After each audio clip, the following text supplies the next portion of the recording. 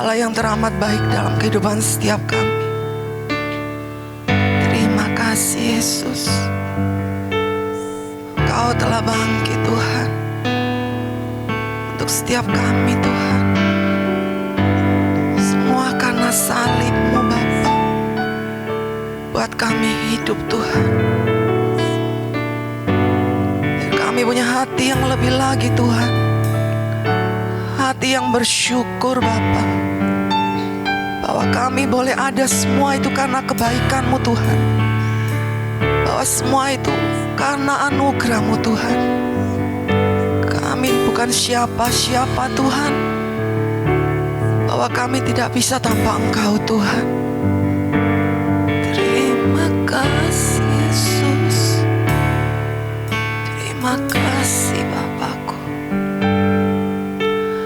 Hanya Kau Tuhan di hidupku, Kau berikan hidup yang baru. Darah-Mu menyucikan, pulihkan hatiku. Ku nyatakan Kaulah segalanya, Engkaulah sumber pengharapan. Kuasa-Mu sanggup menyembuhkan. Jiwaku pun berserah hanya kepadamu, Yesus, Kaulah segalanya.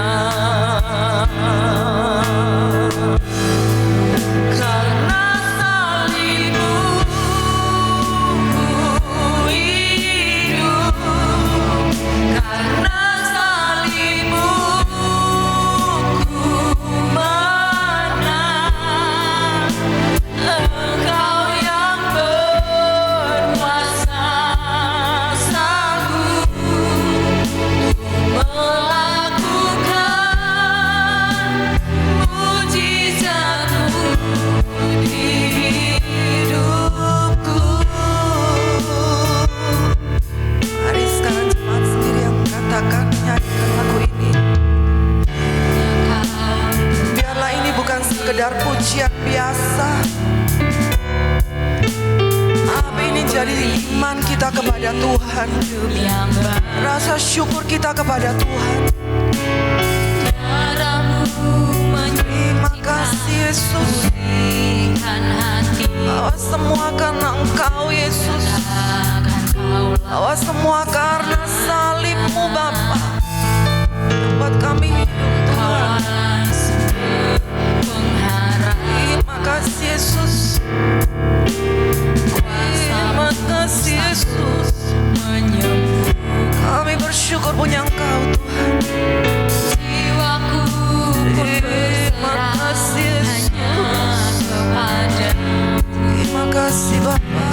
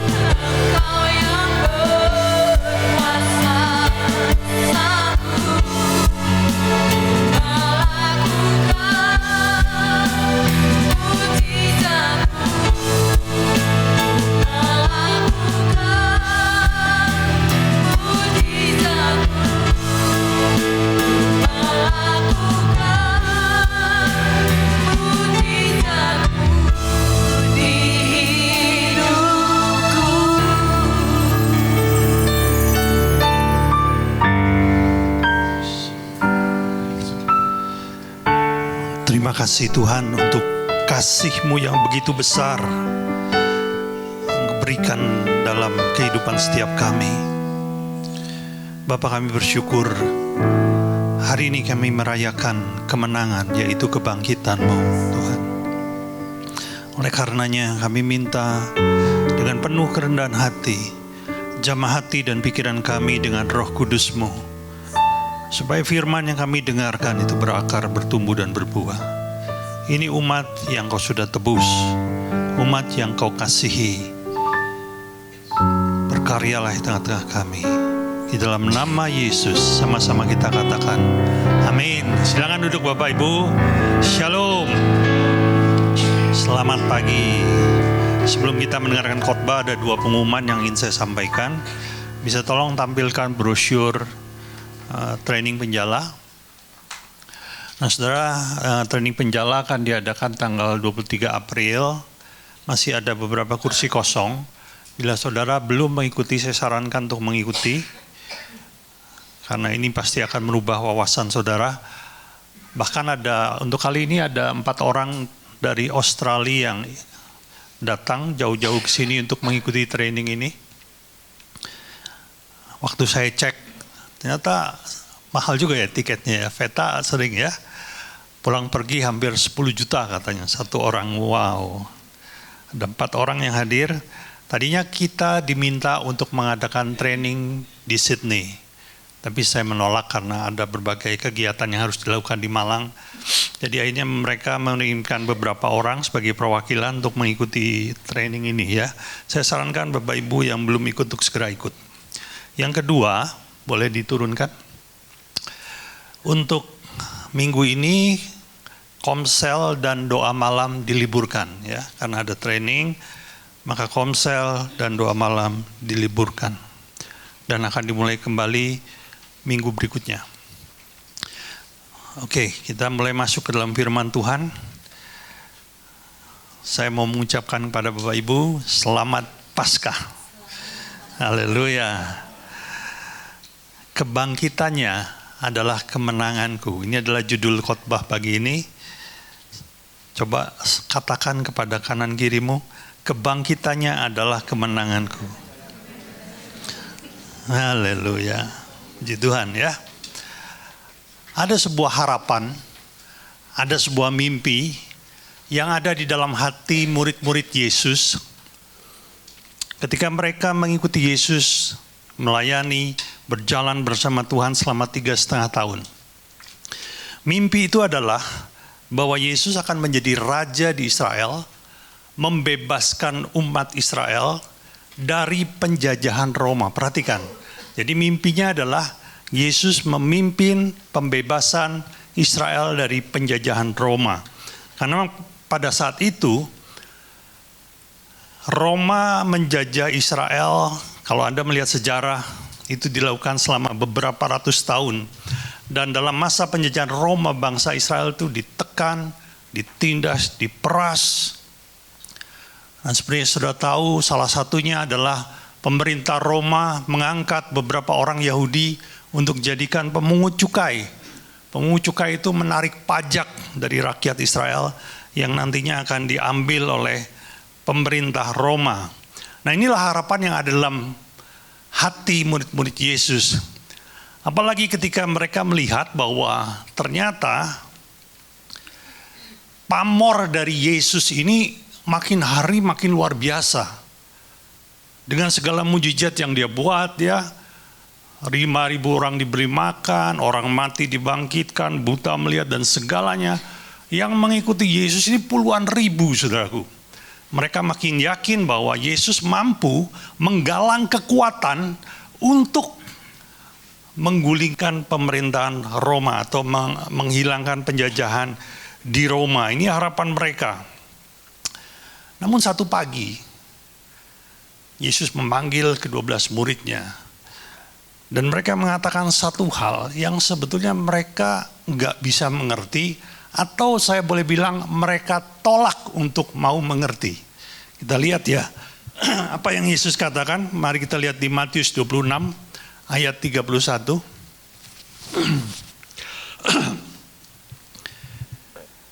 Bunyinya demikian. Maka berkatalah Yesus kepada mereka, malam ini kamu semua akan tergoncang imanmu karena aku.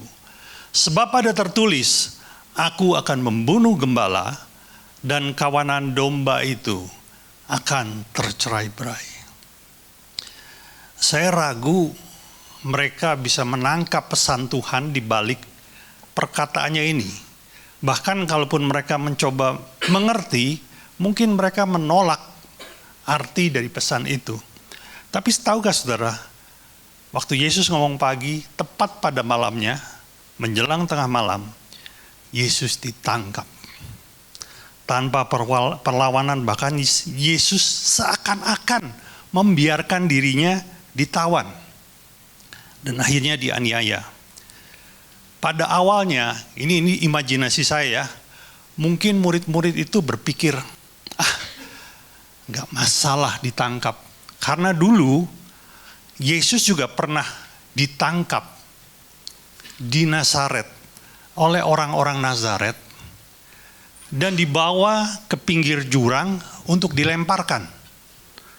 Tapi Yesus membuat mujizat, yaitu membutakan orang-orang Nazaret sehingga mereka tidak bisa melihat Yesus, dan Yesus bisa meninggalkan orang-orang yang mengepungnya sedemikian rupa, sedemikian mudah.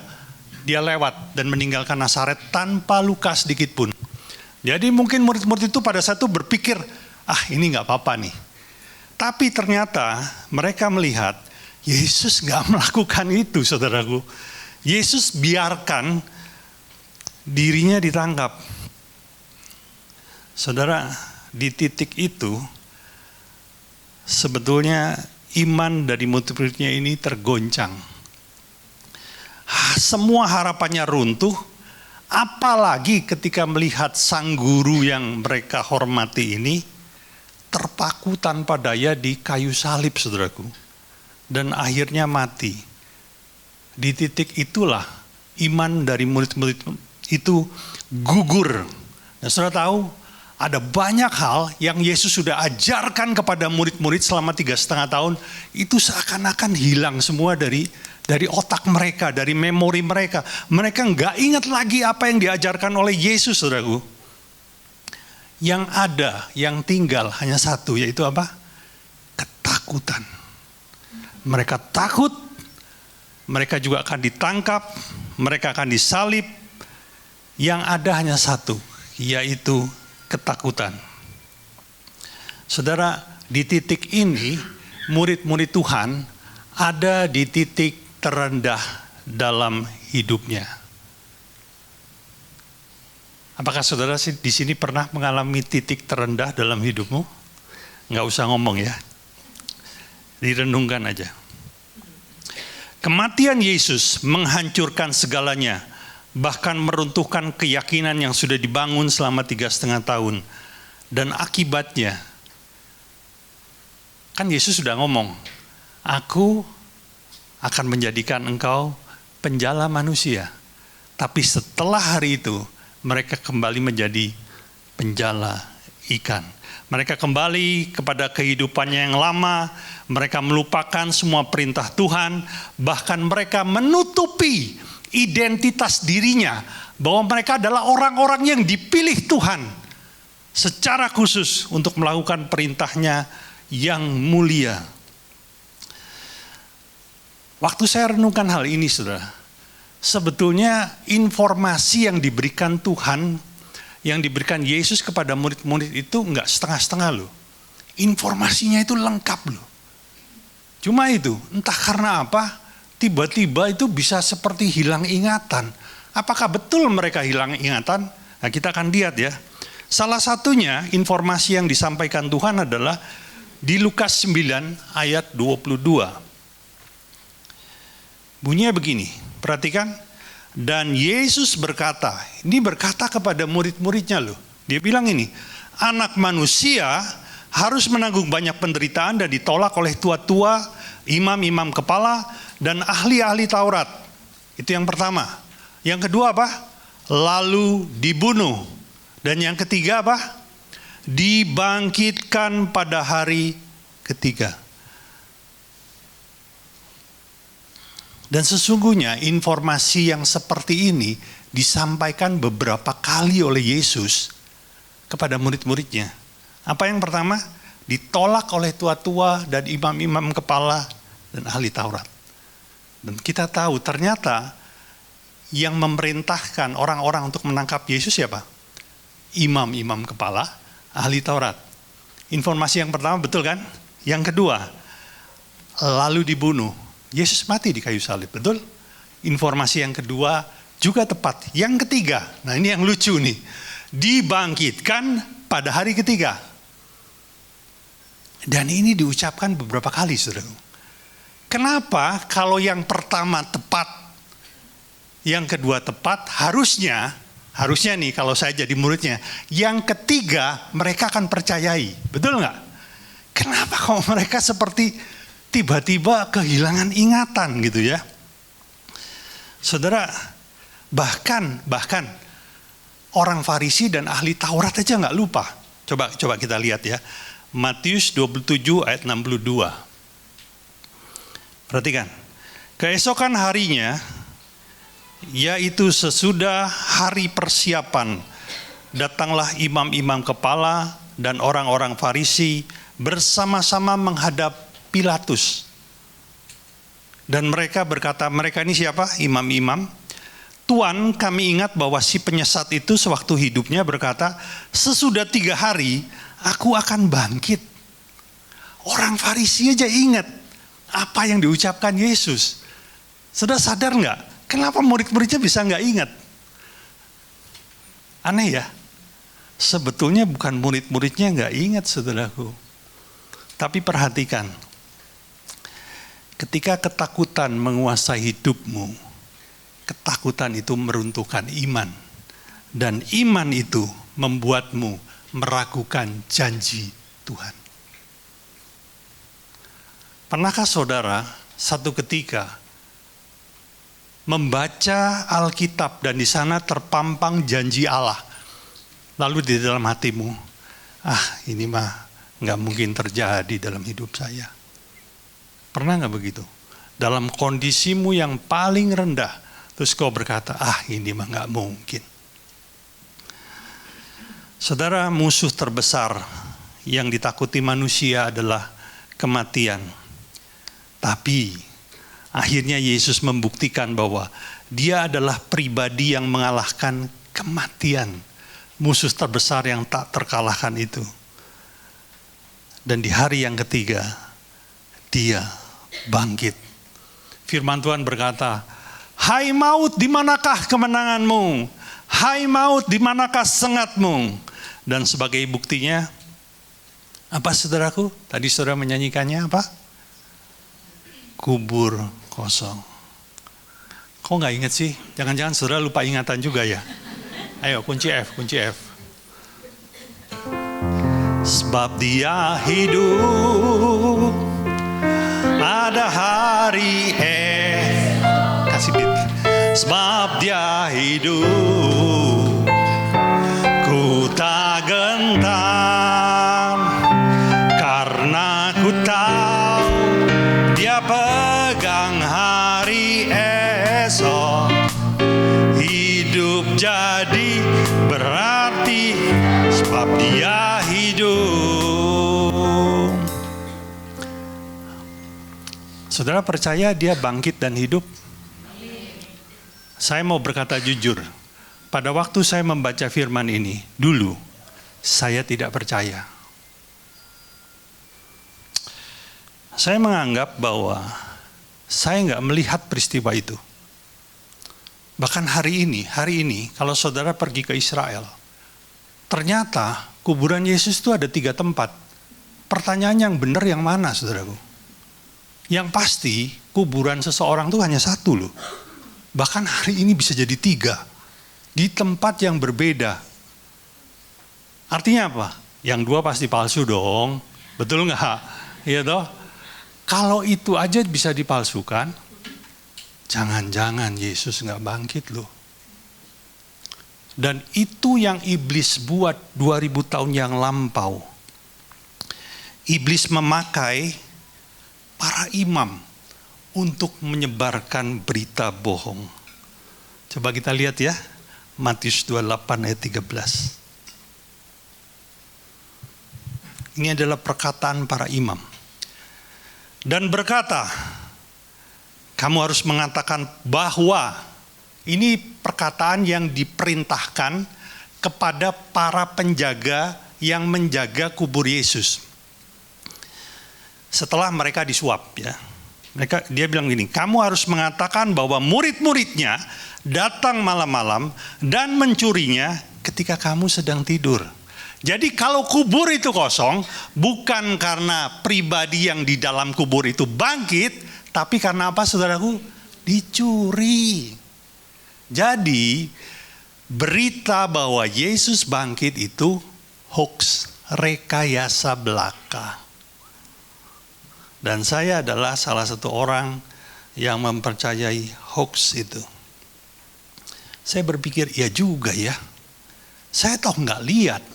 Dan itu sudah terjadi 2000 tahun yang lalu. Semua saksi matanya semua sudah meninggal. Apa iya? Sudah pernah nggak? Maaf ya. Saya bukan sedang meruntuhkan imanmu pagi ini ya. Cuma pikiran kritis saya, logika saya bermain di sini dan berkata, apa iya Yesus bangkit? Karena toh saya tidak ada di tempat ketika beliau bangkit. Betul apa betul saudaraku? Ada sisi logika kita yang berkata, apa iya?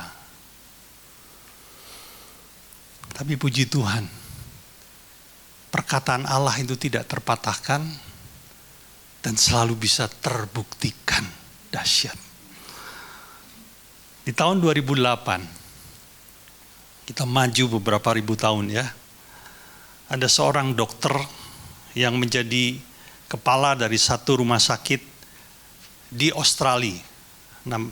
Nama kotanya Kalgoorlie. Kalgoorlie ini beberapa jam dari Kambalda, yaitu sebuah kota pertambangan yang ada di Australia.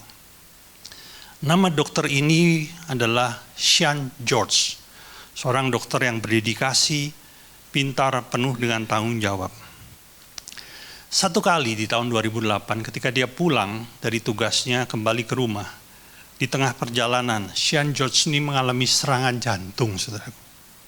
Serangan jantung. Lalu dia mencari rumah sakit terdekat dan akhirnya dia masuk ke ruang gawat darurat, diperiksa segala macam. Singkat cerita, kondisinya semakin parah. Kondisi jantungnya itu semakin buruk. Sampai akhirnya ahli medis di sana memberikan kejutan listrik. Tapi ya, kayak yang di TV-TV itu, cus gitu. Sebanyak 13 kali, saudaraku. Dikejutkan sebanyak 13 kali. Tapi setelah kali yang ke-13, dokter menghentikan upayanya. Kenapa? Karena monitor jantung yang harusnya menunjukkan grafik listrik dari jantung, itu sudah flat. Menunjukkan jantung sudah tidak ada lagi aktivitas, alias jantung sudah mati. Lalu dokter mencatat seperti biasa, jam kematian jam berapa, diberitakan, disiarkan, dan salah satunya yang menerima berita ini tentunya adalah istri dari Sean George yang bernama Sherry. Sherry rumahnya hanya 1 jam dari rumah sakit tersebut. Lalu apa yang dia buat? Dia secepat-cepatnya datang ke rumah sakit itu. Dan dia tiba di tempat itu, dia sempat telepon sama papanya. Pak, Sean terkena serangan jantung. Papanya sempat kaget, tapi akhirnya dia tutup dengan begini. Expect the miracle, harapkan mujizat. Sherry ketika mendengarkan perkataan bapaknya, dia bilang dalam hati begini, aku gak punya iman lagi untuk mengharapkan mujizat. Karena Sherry apa? Sherry itu seorang dokter yang tentunya mengerti tentang anatomi tubuh, tentang kesehatan. Ya saudara, kadang-kadang ya pengetahuan itu memang pasti ada gunanya. Tapi juga pengetahuan itu ada ada sisi negatifnya loh. Bisa membuat seseorang sulit untuk memiliki iman ya. Jadi apa yang dia buat, tiba di tempat itu, monitor jantung masih terpasang, saudaraku. Tapi para medis sudah tidak lagi melakukan apa-apa, hanya membiarkan Sean terbaring. Dan dokter bilang begini, maaf kami tidak bisa lakukan apa-apa. Jantungnya sudah berhenti selama 85 menit. 85 menit, sudah stop. Kalau kamu mau lakukan sesuatu silakan. Sebelum kita pindahkan ke kamar jenazah. 85 menit. Saudara tahu, saya dikasih tahu oleh ini, di sini kan ada dokter Oli juga. Katanya nih, jantung berhenti 6 menit. Itu otak sudah rusak permanen. Karena tidak mendapat suplai darah. Ini 85 menit. Dan hasil rekod medis itu lengkap semuanya, saudaraku. Coba ditunjukkan Sean George. Saya jadi terlalu exciting, lupa nunjukin. Nah ini dokter Sean George. Ya. Satu lagi ICU. Nah, ini kondisinya ketika beliau ada dibiarkan begitu saja, saudaraku. Dan dia bisa melihat di monitor jantung garis lurus itu. Tidak ada aktivitas sama sekali. Medical record dengan jelas mencatat bahwa ginjal sudah rusak. Liver sudah rusak, otak sudah rusak, paru-paru sudah rusak, permanen. 85 menit sudah, nggak dapat suplai darah, itu pasti sudah rusak. Dan Sherry hanya bisa berlutut di ranjangnya, lalu dia bilang begini, Jesus, I need your miracle. Tanpa iman, saudaraku. Karena dia sudah gugur, dia bilang, imanku sudah nggak ada di titik itu. Aku hanya berteriak, Jesus, I need the miracle. Dan saudara tahu, dokter-dokter yang ada di sekeliling itu adalah dokter-dokter yang tidak percaya Tuhan. Ada yang Hindu, ada yang ateis, ada yang agamanya lain. Bukan dokter-dokter yang percaya Tuhan, saudaraku. Tapi beberapa detik kemudian, setelah Sherry berteriak kepada Yesus, tiba-tiba monitor jantung tidak lagi flat, mulai jedut gitu. Loh, akhirnya dokter bingung dan segera melakukan sesuatu. Dia bilang, udah dikirim aja ke rumah sakit yang lebih besar dengan fasilitas yang lebih lengkap. Artinya apa, saudara? Perlu waktu dalam perjalanan. Karena harus dikirim ke Perth, rumah sakit yang besar, dan itu harus naik pesawat, saudara. Dokter-dokter yang ada di sana bilang, paling sampai di Perth meninggal. Kenapa demikian? Karena mereka sudah punya pengertian bahwa ketika seseorang otaknya sudah rusak, livernya sudah rusak, ginjalnya sudah rusak, paru-paru sudah rusak, dia sebetulnya tidak hidup. Itu cuma sebuah peristiwa yang kadang-kadang terjadi saja dan akan kembali mati gitu. Tiba di Australia masih dalam kondisi koma, saudaraku. Tapi ada sesuatu yang terjadi. Beberapa hari kemudian, Sean membuka matanya. Dan beberapa minggu kemudian, Sean bisa berkomunikasi. Saudara, orang yang otaknya rusak itu nggak bisa ngobrol, saudara. Ini malah bisa ngobrol. Dan akhirnya apa yang dibuat? Dokter melakukan pemeriksaan secara menyeluruh. Semua organ-organ tubuh, organ-organ penting itu diperiksa semua. Dan mereka mendapati tidak ada satupun yang rusak. Haleluya. Lalu Sean diinterview oleh berbagai surat kabar dan masuk ke mana? Ke banyak koran nasional. Salah satunya ada. Tolong tampilkan koran. Nah, ini salah satunya. Miracle in Mining Town. Mereka menyebutnya verified miracle atau mujizat yang terverifikasi atau mujizat yang tak terbantahkan lah, kira-kira begitu.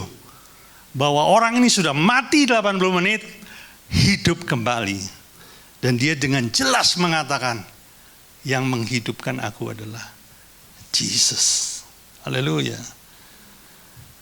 Dia meninggal itu waktu waktu berusia 39 tahun.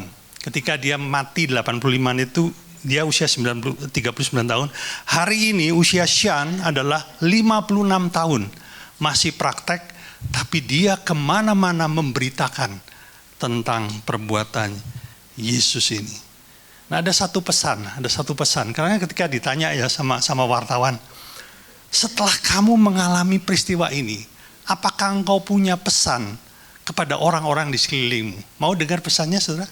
Ya, kita dengerin ya. Oke, di play. I really hope that people will think about their life very seriously. You have one life, or most people have one life to live. I was given another chance. But my encouragement to you would be, please consider what you're doing with your life. The most important decision that you can ever make is about where you will spend eternity. Can I humbly request, choose life. Choose life with God. I think that's the message I'd like to say. Oke, pesannya sederhana. Pilihlah hidup bersama dengan Tuhan. Pilihlah hidup berjalan bersama dengan Tuhan, saudaraku. Kita memang tidak menyaksikan Yesus bangkit. Tapi kita berulang kali menyaksikan orang-orang yang sudah mati dibangkitkan oleh Tuhan. Kita berulang kali menyaksikan karyanya mengalahkan sang maut. Saya mau menyegarkan ingatan kita. Beberapa tahun yang silam, ini lebih keren lagi. Ini kan 85 menit. Beberapa tahun yang silam, saya pernah menceritakan tentang Daniel Ekechukwu. Boleh tampilkan, Daniel? Ini sudah 2 hari mati, saudaraku. Sudah diformalin. Sudah mati, sudah diformalin. Dan sampai hari ini, dia hidup sehat setelah bangkit kembali. Di tahun 2023, kita pernah mengundang seorang hamba Tuhan ke tempat ini untuk memberikan kesaksian. Masih ingat namanya? Coba tampilkan, Domingus. Ini juga sudah mati 2 hari. Dan pagi ini saudara mendengar, ada seorang dokter, Sean George, yang meninggal selama 85 menit. Tuhan bangkitkan. Saudara, kalau saya bertanya pada saudara pagi ini, saudara percaya enggak Yesus itu betul-betul bangkit? Kita enggak punya alasan lagi untuk tidak percaya. Hanya ada satu pribadi di muka bumi ini yang bisa membangkitkan orang mati, yaitu Allah, si pencipta kehidupan itu sendiri, saudaraku.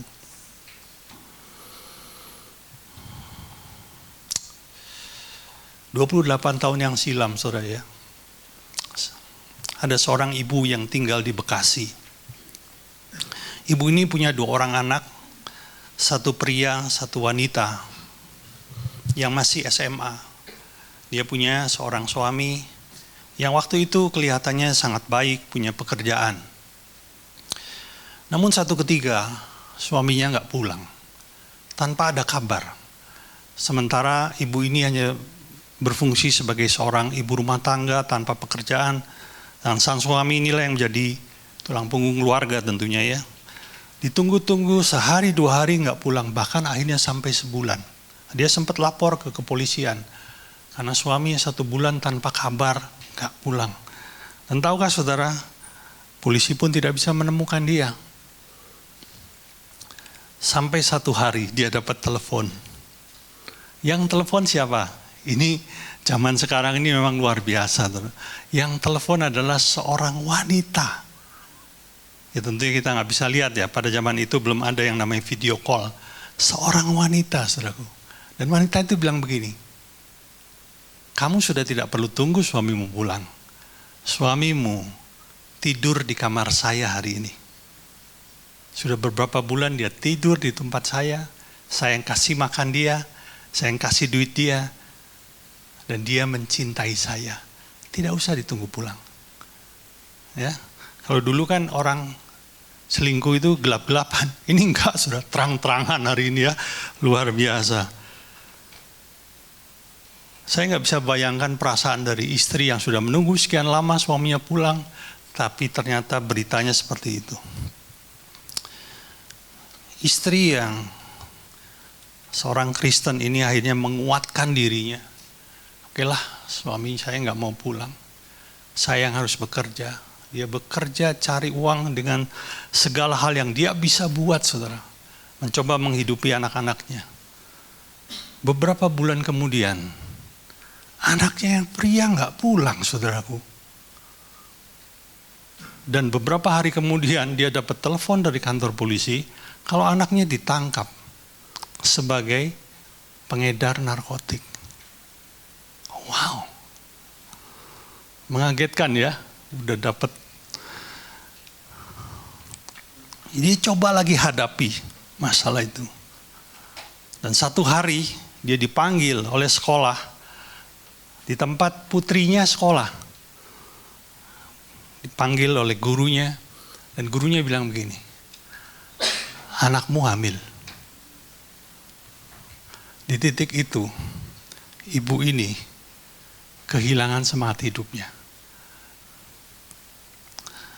Dia pulang ke rumah dan dia bilang, untuk apa saya hidup?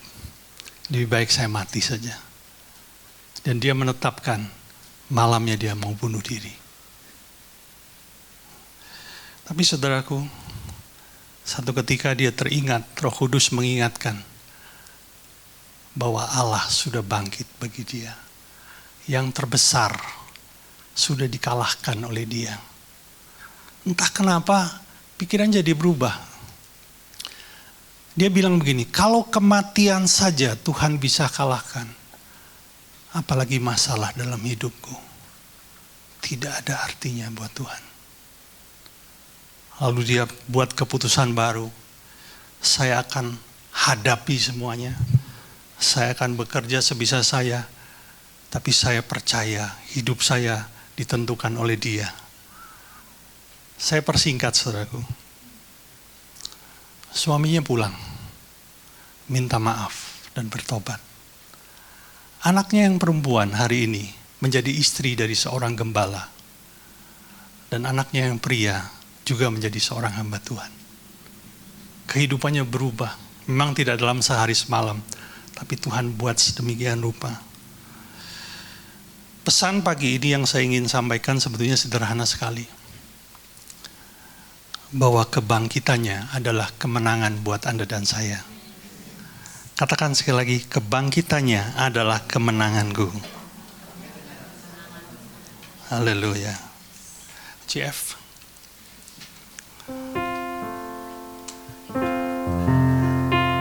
Sebab Dia hidup, ada hari esok.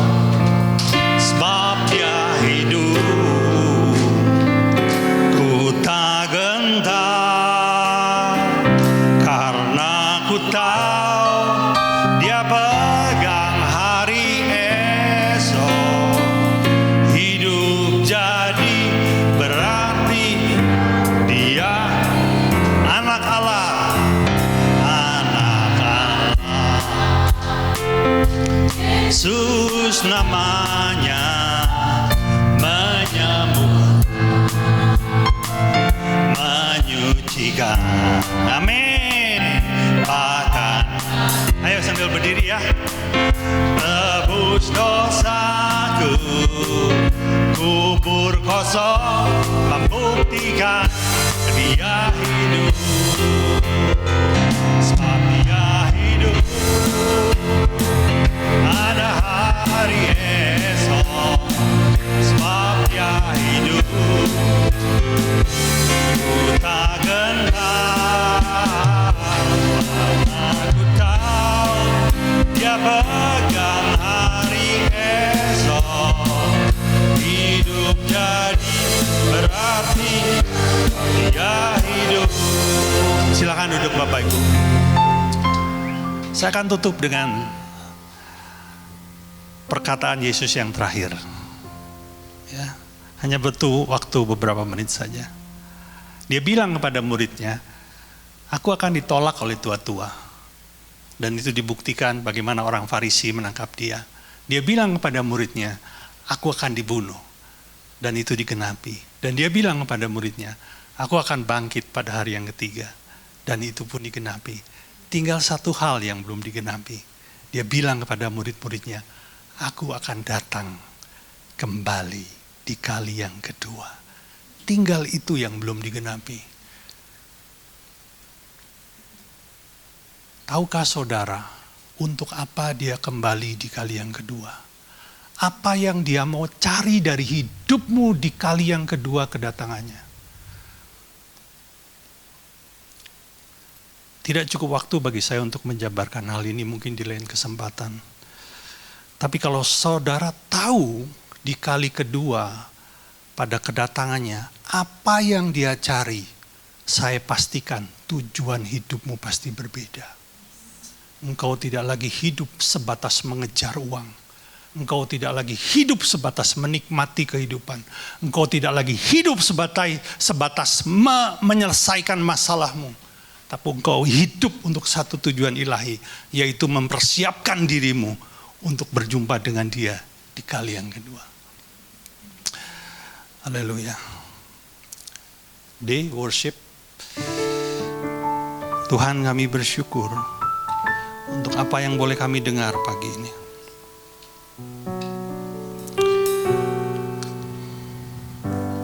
Betapa Engkau Allah yang selalu menepati janji. Tidak ada satupun dari firman-Mu yang gugur. Semuanya dengan presisi Engkau tepati, Tuhan.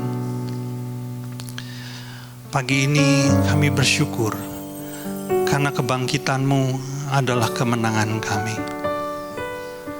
Sesungguhnya kami tidak punya alasan untuk khawatir dalam kehidupan kami. Karena yang terbesar sudah Kau kalahkan. Engkau membuktikan bahwa Engkaulah si pencipta, si pemenang, Allah yang bangkit dan hidup. Terima kasih Bapa. Sungguh ku bangga punya Allah yang seperti Engkau.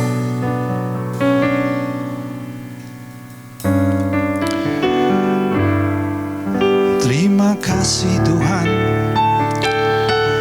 Terima kasih Bapa. Terima kasih Yesus buat segala kebaikan-Mu. Terima kasih Tuhan. Shikadabaralabashidi binahanado. Ku bersyukur Tuhan. Ku bersyukur Bapa. Sikata pakara labaralaba shikede benahanado. Nukuri alabaka namana mata paralaba shidi benahana. Yes Lord, yes Lord. Terima kasih Yesus. Kau sungguh baik dalam kehidupan kami. Terima kasih buat firman-Mu. Pagi ini kami akan mengadakan perjamuan kudus Tuhan. Untuk mengingat segala kebaikan-Mu, segala pengorbanan-Mu. Dan besarnya kasih-Mu kepada kami. Haleluya. Jemaat yang dikasihi Tuhan, mari kita datang kepada Tuhan. Kita mau menerima perjamuan ini dengan cara yang benar. Jangan simpan dosa, tapi bertobatlah.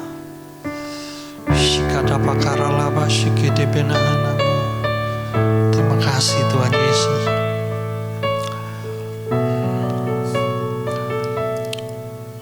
Silakan para hamba-hamba Tuhan untuk membagikan anggur dan roti.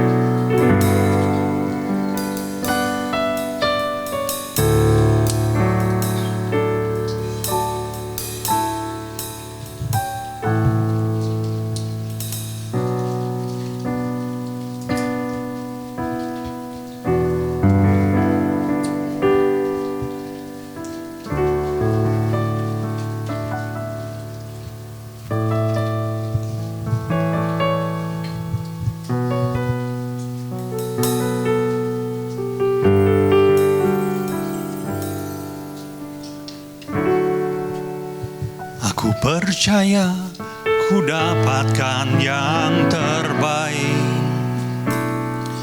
Aku percaya ku dapatkan dalam hidupku. Aku percaya ku dapatkan yang terbaik. Terbaik dah. Aku percaya. Aku percaya.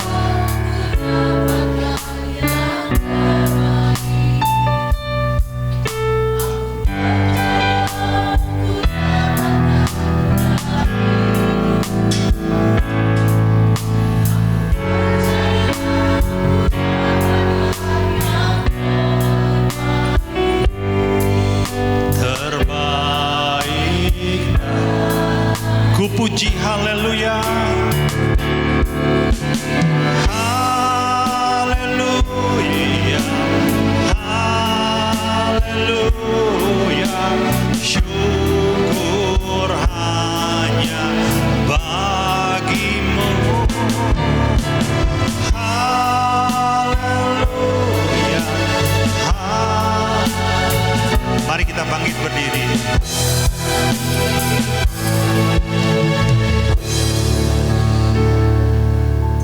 Mari kita angkat roti di atas kepala kita. Sebab apa yang telah kuteruskan kepadamu telah aku terima dari Tuhan, yaitu bahwa Tuhan Yesus pada malam waktu ia diserahkan mengambil roti dan sudah itu ia mengucap syukur atasnya. Ia memecah-mecahnya dan berkata, inilah tubuhku yang diserahkan bagi kamu. Perbuatlah ini menjadi peringatan akan aku. Jemaat yang dikasihi Tuhan, bukankah roti yang kita pecah-pecahkan ini adalah persekutuan kita dengan tubuh Kristus? Mari kita makan dalam namanya.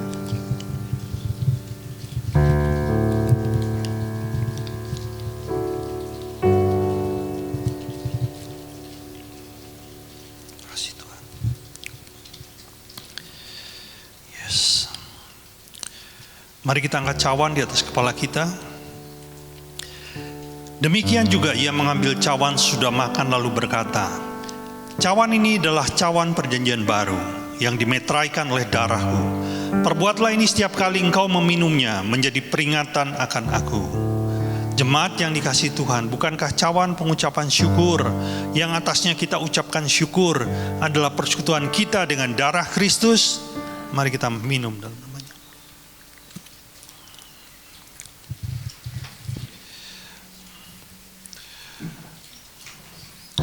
Ku puji haleluya, haleluya, syukur hanya bagimu. Haleluya, haleluya, bagimu Yesus. Bapa, kami bersyukur buat firman-Mu, buat perjamuan kudus-Mu. Terima kasih Tuhan. Kami mau menghidupi kuasa kebangkitan. Dalam kehidupan kami akan menang di dalam segala hal. Bahkan kami lebih daripada pemenang. Kami akan memuliakan Tuhan dan hidup kami akan berbuah lebat bagi nama-Mu. Di dalam nama Yesus sama-sama kita katakan amin. Silakan duduk Bapak Ibu, kita akan dengarkan pengumuman.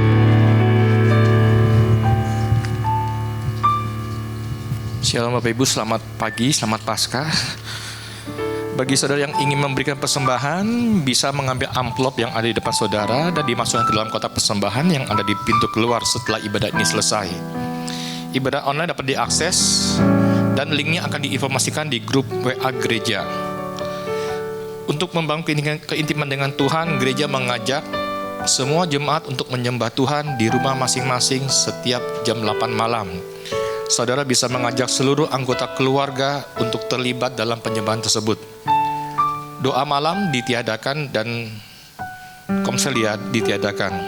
Komsel dewasa muda diadakan setiap hari Sabtu jam 3:30 sore. Itu aja pengumumannya. Mari kita bangkit berdiri. Kita akan mengakhiri ibadah dengan doa penutup. Segala puji syukur Tuhan kami naikkan di hadapan-Mu. Terima kasih Bapa, kalau kami masih boleh beribadah, boleh memuji membesarkan Engkau Tuhan di tempat ini Tuhan.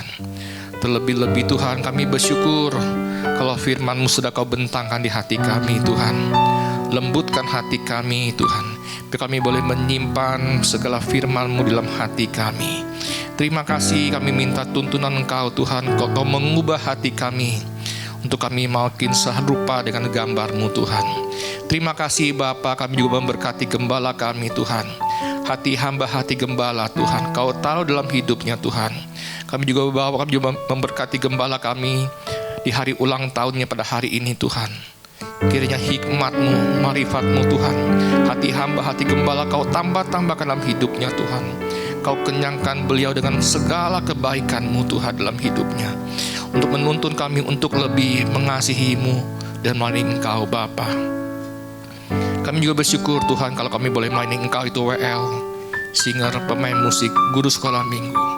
Terima kasih Bapa, beri kami hati yang tulus, hati yang murni untuk melayani Engkau Bapa.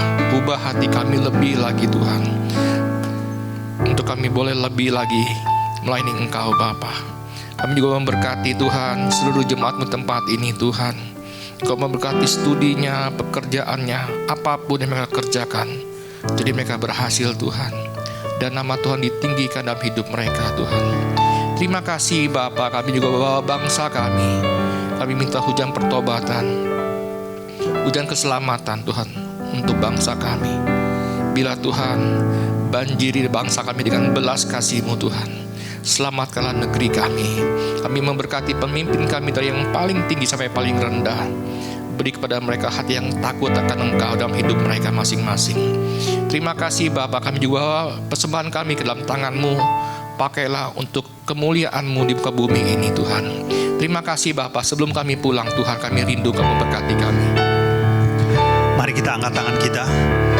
Diberkatilah Engkau berlimpah-limpah dengan segala yang terbaik dari Allah Bapa, kasih-Nya yang sempurna di dalam Yesus Kristus, serta kekuatan, pertolongan dan penghiburan dari Roh Kudus memampukan engkau untuk hidup di dalam segenap kehendak Allah. Kita yang sudah menerima semua itu, sama-sama kita katakan amin. Bapak Ibu mohon jangan terburu-buru pulang, sudah disediakan makanan di depan, silakan menikmati, Tuhan memberkati.